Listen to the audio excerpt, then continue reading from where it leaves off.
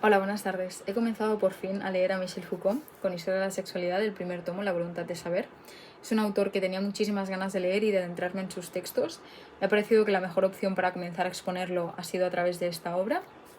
Si bien es cierto, tiene una obra súper extensa y se adentra en temas muy interesantes y muy amplios, pero bueno, como digo, me parece que esta es la mejor opción para comenzar, sobre todo también teniendo en cuenta mi manera de exponer, así que espero que llegue de la mejor forma posible, que se explique de manera clara, sencilla, así que voy a comenzar. Pero antes de comenzar quería explicar cuál es mi objetivo con estos vídeos que vamos a hacer. Y es que el año pasado hicimos como mínimo un análisis, todo lo que pude riguroso, de dos libros, Crimen y Castigo de Fyodor Dostoyevsky y ¿Qué es filosofía? De José Ortega y Gasset. Pues bien, este año, ahora que ya comienzo a tener un poco más de tiempo, me gustaría hacerlo de Historia de la Sexualidad de Michel Foucault, y el siguiente libro, ya veremos cuál es, pero bueno, el caso es que en este primer tomo le siguen otros tres más, trata cinco apartados, ¿vale? Dentro de este tomo hay 5 títulos, podríamos decir, 5 capítulos. Entonces, en este primer vídeo expondré lo que intenta, las preguntas que nos va lanzando Foucault para poder comenzar a comprender todo el análisis, tanto histórico, político, social, económico, que hace para poder responder a estos mecanismos de represión, de opresión, de censura, si realmente ese mismo discurso ha perdurado hasta nuestros días.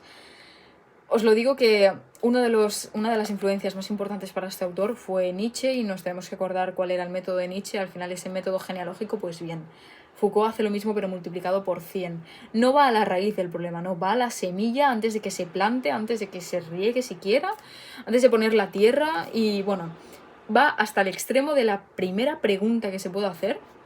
Pues lo mismo, eso hace que se pregunte muchísimo, que de esa pregunta la gire completamente y se nos abran 50 preguntas nuevas. Entonces voy a intentar hacerlo de la mejor manera, quizás se me escapen 1000 términos, no los explique de la manera más rigurosa posible, pero voy a intentar hacer todo lo bien que pueda. Entonces, el primer título que hay dentro de esta obra se llama Nosotros los victorianos. Entonces, hay algunos términos que no los voy a explicar, básicamente porque mediante se vaya reproduciendo el vídeo veréis cómo quedan respondidos por la propia explicación que hace Foucault, ¿vale?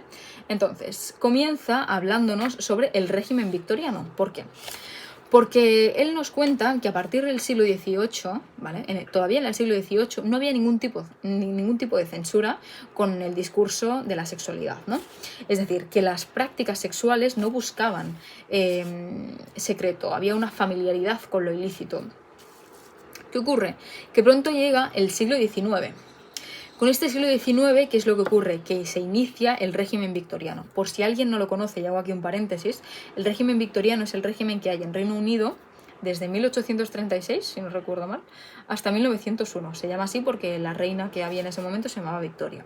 Entonces, es justamente a través de a principios de ese siglo, cuando comienza el nacimiento o la evolución del capitalismo, por lo que también se conoce como burguesía victoriana. Entonces, en este momento la sexualidad se encierra por completo, es decir, la familia conyugal se confisca, y con esta confiscación se resalta la función reproductora, es decir, se encierra a la familia, a la pareja, y el propio acto sexual se limita a una mera relación procreadora que impone su ley y su orden también.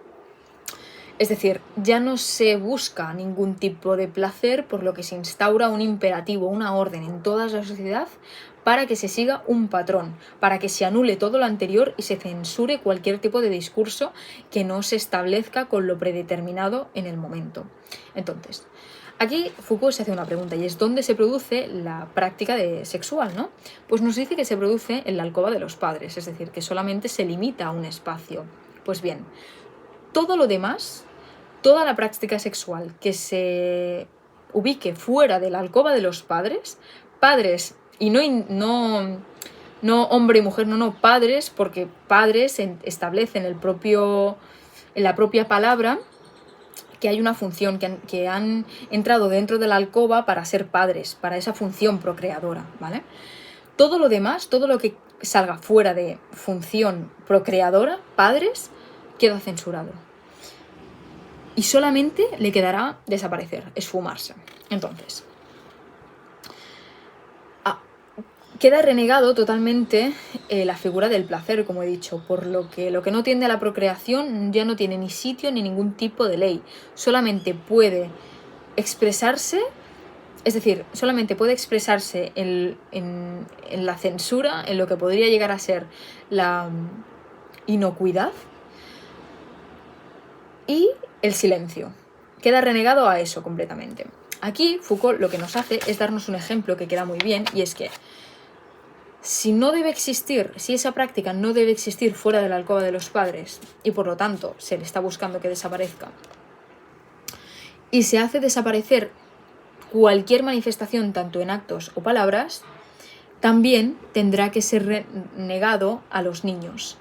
Por lo que esto impide que hablen de él, que se le cierre los ojos al ver cualquier escena en una película, por ejemplo, que se les tape los oídos en cualquier momento en el que se hable sobre este tipo de prácticas. Esto hace que sea una característica propia de la represión. Esta represión es interesante porque dice que solamente si hay un mínimo ápice de desvío, si el individuo muestra un ápice de desvío, se tendrá que ir a los lugares de tolerancia. Estos dos lugares de tolerancia, Foucault nos dice que son el burdel y el manicomio. Dentro de estos dos lugares se tienen que entender a unas personas en específico, que son la prostituta, el loco y como máximo el psiquiátrico con su histérica, es decir, con la persona a la que está tratando. Pues bien, en todos los demás lugares, el puritanismo moderno, podríamos decir, instauró ese triple decreto de prohibición, inexistencia y mutismo. Y aquí Foucault nos lanza la primera pregunta, y es la primera de muchas, ya veréis. ¿Estamos liberados realmente de esa represión creciente de estos dos largos siglos? Pues aquí lo que nos dice Foucault es que gracias a Freud realmente queda muy poco de esos vestigios, ¿no? Pero se pregunta cómo ha sido posible eso. Pues bien, dice que ha sido transgrediendo las leyes de las relaciones entre poder, saber y sexualidad. Esto hace que se inicie una restauración del placer con lo real y hace que surja toda una nueva economía en los mecanismos de poder. Ya veremos a qué me estoy refiriendo con esto. ¿Por qué dice esto? Pues porque toda verdad implica en sí misma una condición política, pero que igualmente sigue siendo muy difícil de mantener. Ese discurso sobre la tolerancia, podríamos decir, de esa moderna represión del sexo. ¿Por qué? Pues porque es muy fácil seguir manteniendo ese discurso que lo ha sustentado durante tanto tiempo a través de un camino histórico y político, desde esa edad de la represión del siglo XVIII, ya que después de esos años de libertad, ¿no? Después de esos años de libertad en la cual todavía no se había instaurado el régimen victoriano, se entrelaza con el desarrollo del capitalismo, por lo que al final la represión es no es tan fácilmente restituirla, porque el discurso que hemos seguido hasta entonces ha sido muy fácil de mantener, porque tenía en sí hechos históricos, políticos y sociales muy potentes, y mientras esto ocurría, seguía todo este tipo de discursos, por lo que mantenerlo es más fácil que no sustituirlo. Igualmente, esa crónica, esa historia del sexo se ve relacionada con los modos de producción. ¿Por qué? Pues porque si el sexo se reprime es porque hay algo que mientras se ejecuta se está perdiendo. Y aquí quiero leer algo que me parece muy interesante, que se va a entender perfectamente. Si el sexo es reprimido con tanto rigor, se debe a que es incompatible con una dedicación general e intensiva al trabajo, en la época en la que se explotaba sistemáticamente la fuerza de trabajo. ¿Se podría tolerar que fuera a dispersarse los placeres, salvo aquellos reducidos a un mínimo que les permitieran reproducirse? Entonces, aquí lo que nos está diciendo es justamente eso, el sexo queda totalmente renegado a una simple acción para la procreación, ¿no? Entonces, nos quedamos con que la explotación sistemática de la fuerza del trabajo hace que no se pueda dar la propia condición de saberse estando en el propio acto sexual, porque no se dé la oportunidad para ello, ¿vale? Entonces, aquí se hace también una pregunta, Foucault, y es: ¿serviría de algo tener sexo fuera del acto reproductivo? Pues bien, supuestamente aquí para él el sexo también se inscribe en el porvenir. ¿Y esto qué quiere decir? Pues bien, que en términos de la represión, las relaciones con el sexo y el poder también tienen otro punto importante que no debemos saltarnos, que es el beneficio del locutor. El beneficio del locutor es esa persona que comienza ese discurso de la sexualidad, que muestra un aire de transgresión deliberada y que hace que se coloque fuera del poder, ¿no? Hace que la ley que hay impuesta se tambalee y con este tambaleo anticipe una libertad futura, lo que hasta entonces no se había conseguido. Si ahora hay un mínimo ápice, bueno, si hay un mínimo ápice de posible nueva visión, hace que todo lo que había estado hasta entonces sujetado a unas reglas, a un poder establecido, se vaya desmontando. Pero bien, no será del todo así. Ya veremos por qué. Al final, el simple hecho de hablar contra los poderes, la liberación hace que se unan en el discurso tres términos muy importantes. En primer lugar es la voluntad de saber. En segundo, la voluntad de cambiar la ley. Y en tercer lugar, el esperado jardín de las delicias. ¿Esto qué quiere decir? Pues que hablar contra los poderes también hace que se realce el propio discurso y que en cierta manera haya un tipo de hipocresía. Ya veremos qué es esto de la hipocresía, porque Foucault lo mencionará más hacia adelante. Lo vamos a comentar en este vídeo. ¿Esto qué quiere decir? Que hablar del sexo en términos de represión es atribuirle un valor mercantil. Con valor mercantil me refiero a que Foucault nos dice que somos la única civilización en la que ciertos encargados reciben retribuciones por escuchar a otros hacer conferencias sobre su propio sexo, es decir, lo que él denomina orejas de alquiler. Y aquí nos dice que mucho más allá de esta parte económica hay una relación muy significativa entre los siguientes términos, que son 5. El primero es el sexo, el segundo es la revelación de la verdad, el tercero es el deslumbramiento de la ley del mundo, el cuarto el anuncio de un nuevo día y el quinto la promesa de la libertad. Y se pregunta, ¿pero por qué hay una relación entre estos 5 puntos? Pues bien, se da porque hoy en día es el sexo lo que sirve como fundamento de la predicación. Predicación, término muy importante, porque es esa forma tan antigua, familiar, importante de Occidente, que ha tenido que sigue vigente hoy en día también. Esa gran prédica sexual que se ha ido esparciendo por todas nuestras sociedades durante decenas de años, que en cierta manera con ese aire liberador ha hecho que se cree una idea utópica, ¿no? Que se busque el derecho por lo inmediato, que ha hecho soñar y, como dice Foucault, ha hecho tener visiones sobre unas sociedades utópicas. Es justamente por esta razón que en las sociedades industriales y occidentales, tanto el lirismo como la religiosidad fueron los que introdujeron pues esa predicación, ¿no? Y que en cierta manera forma parte también y que han derivado hasta esa pues prédica sexual, ¿no? Hacia ese discurso sobre el sexo. Aquí Foucault encuentra un problema muy grande y es: tenemos que recordar una cosa antes de decir esto.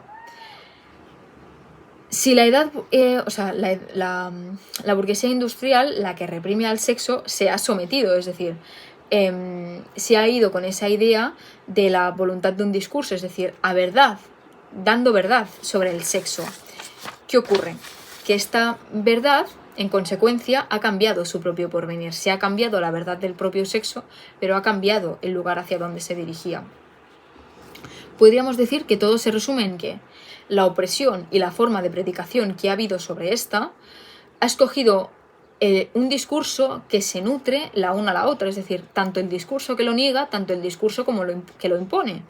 Entonces, uno porque lo esconde y la otra porque lo está magnificando. Es lo que Foucault nos dice como una hipocresía, ¿no? Entonces, A partir de aquí, Foucault podríamos hacer como una línea distintiva entre los temas que trata Foucault. Ahora comenzamos con otra.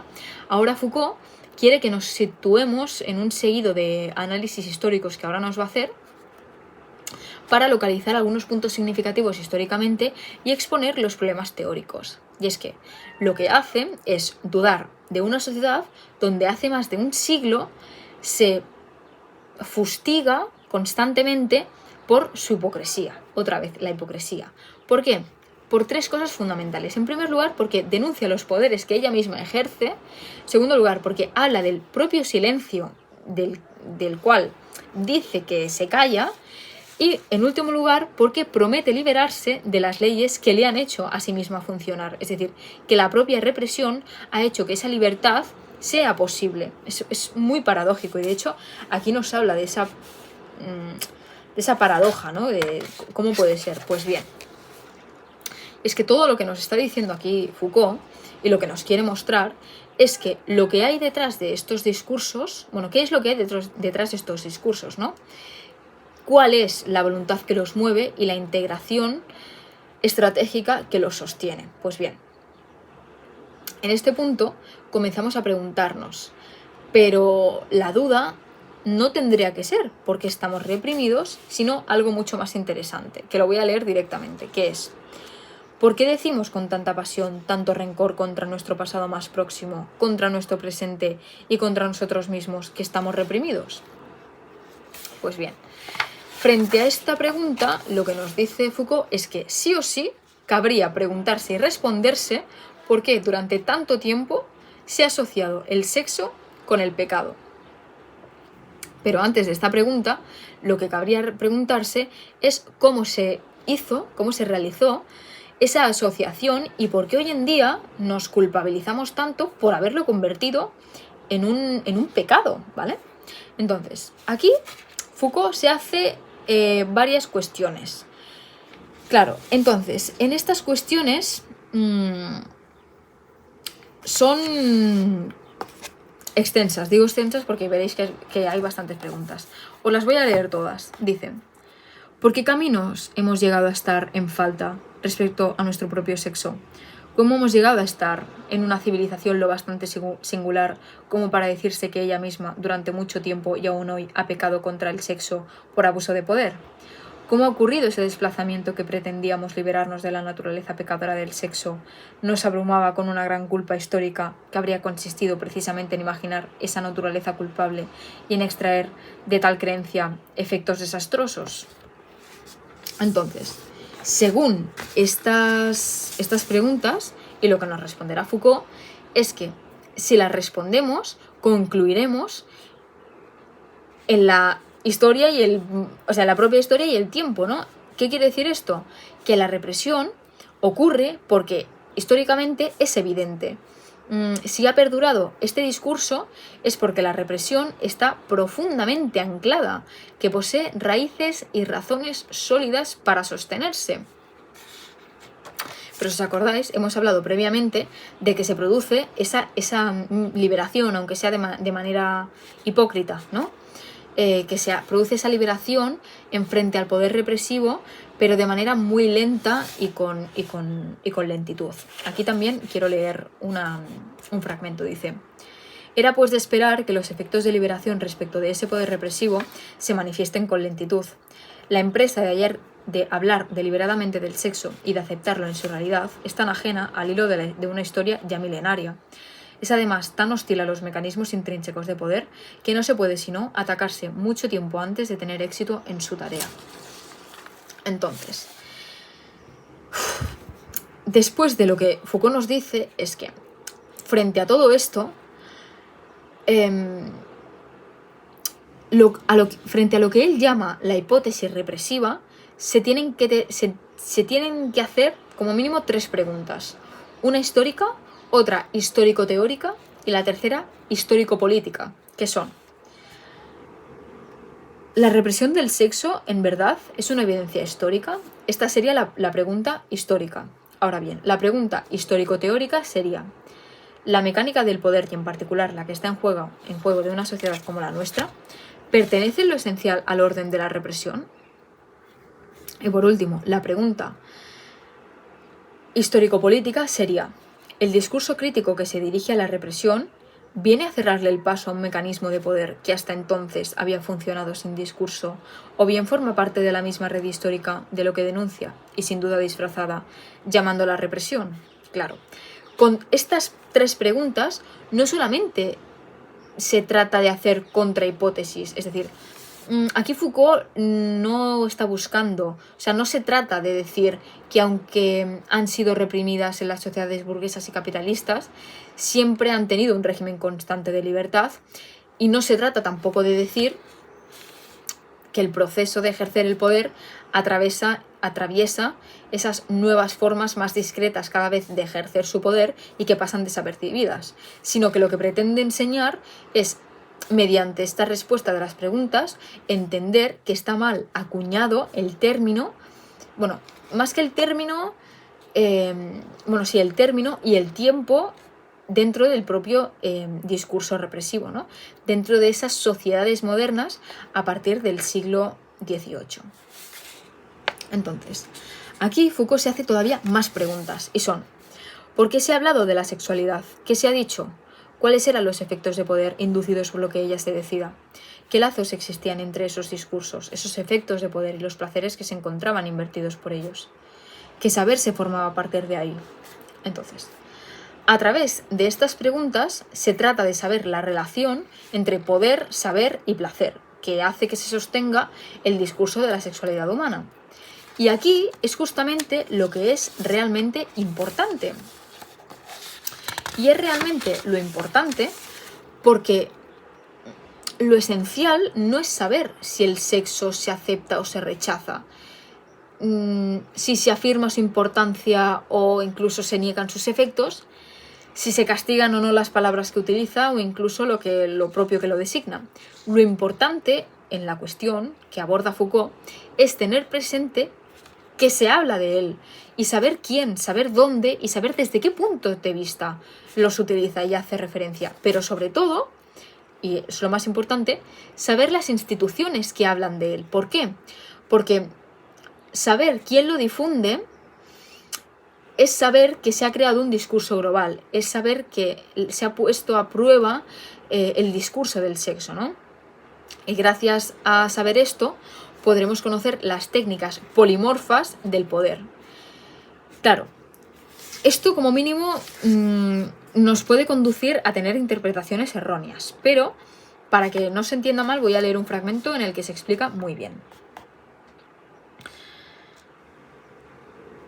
De ahí también el hecho de que el punto importante será saber en qué formas, a través de qué canales, deslizándose a lo largo de qué discursos, llega el poder hasta las conductas más tenues y más individuales.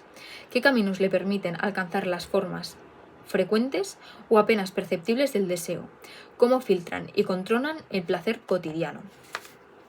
Entonces, lo importante no es saber si dentro de estos discursos se articula una verdad sobre el discurso del sexo, sino que su objetivo es delimitar y aprender la voluntad de saber que al mismo tiempo le sirve de soporte y de instrumento, podríamos decir, ¿vale? Entonces, no hay que entender o interpretar mal aquí en este punto a Foucault, porque nos dice que el sexo no es que haya sido prohibido o tachado o ignorado desde esa edad clásica. Tampoco está afirmando que haya sido desde ese momento menos que hasta ahora. Tampoco nos está diciendo que la prohibición del sexo sea menos, como dice él, engañifa, sino que lo es al tratarla, es al cambiar la propia esencia de lo que ha sido el discurso, al cambiar la propia historia del discurso, el elemento fundamental y constituyente a partir de la cual se puede escribir la historia de lo que ha dicho, o sea, de lo que ha sido a propósito la historia del sexo, el discurso que se ha tenido sobre el sexo en la época moderna.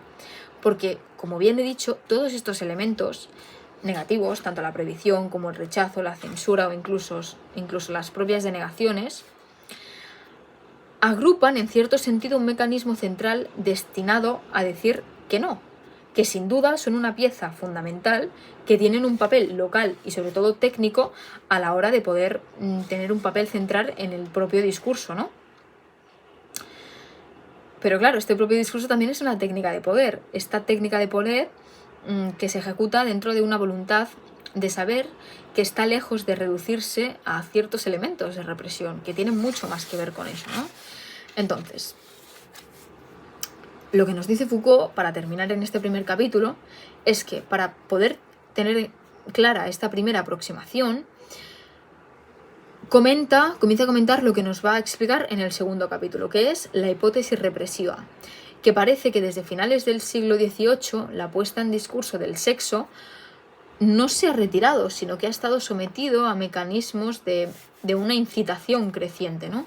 Esas técnicas de poder que se han ido ejerciendo sobre el sexo son de lo que él denomina sexualidades alomórficas. Bueno, alomórficas, no sé cómo decir. Bueno, y que es justamente ese querer responderse, ese querer saber,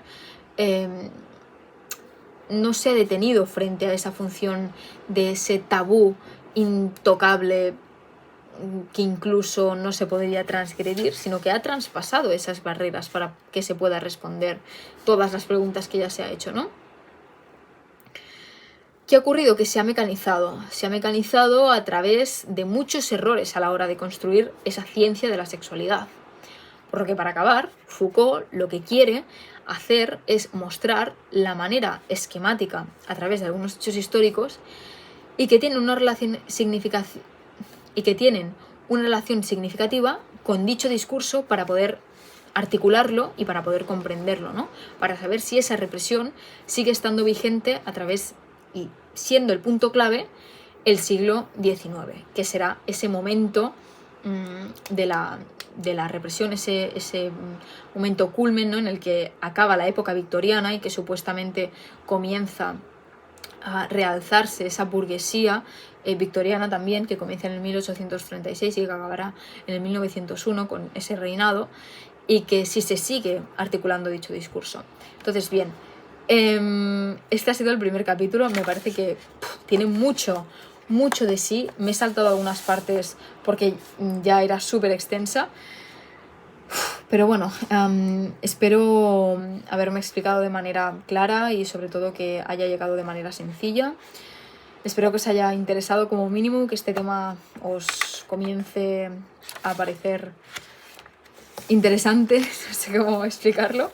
Así que bueno, muchísimas gracias por vuestro tiempo, como siempre. Intentaré hacer y seguir leyendo el segundo capítulo, que trata todos los temas de los que hemos estado hablando, son los que sigue tratando en el siguiente capítulo, que tienen mucha relación con otras obras suyas, pero bueno, eso ya lo iremos viendo. Así que bueno, muchísimas gracias y hasta la próxima.